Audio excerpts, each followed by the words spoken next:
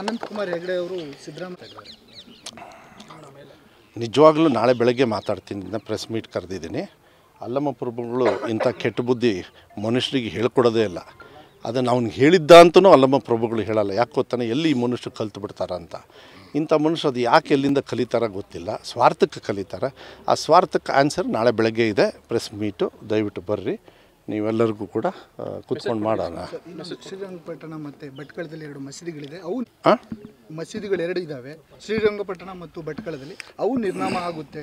ಅದಕ್ಕೆ ಹಂತ ಹಂತವಾಗಿ BJPಯವರು ಕರ್ನಾಟಕದಲ್ಲಿ ನಿರ್ನಾಮ ಆಗ್ತಾ ಇರೋದು. 67 ಯಾಕೆ ಬಂದಾರೆ ಅಂದರೆ ಇಂಥ ಅನಂತಕುಮಾರ್ ಹೆಗಡೆ ಮತ್ತು ಇನ್ಯಾರು ಕೊಟ್ಟಿದ್ರಿ, ಅವರು ಇದ್ದಾರೆ ಒಂದಿಷ್ಟು ಜನರು, ಅಶ್ವಥ್ ನಾರಾಯಣ ಎಲ್ಲ ಹೇಳ್ತಾರೆ. ಹಿಂಗೆ ದೇವ್ರ ಹೆಸರಲ್ಲಿ ಶಾಪ ಕೊಡ್ತಾರೆ ನಮಗೆ.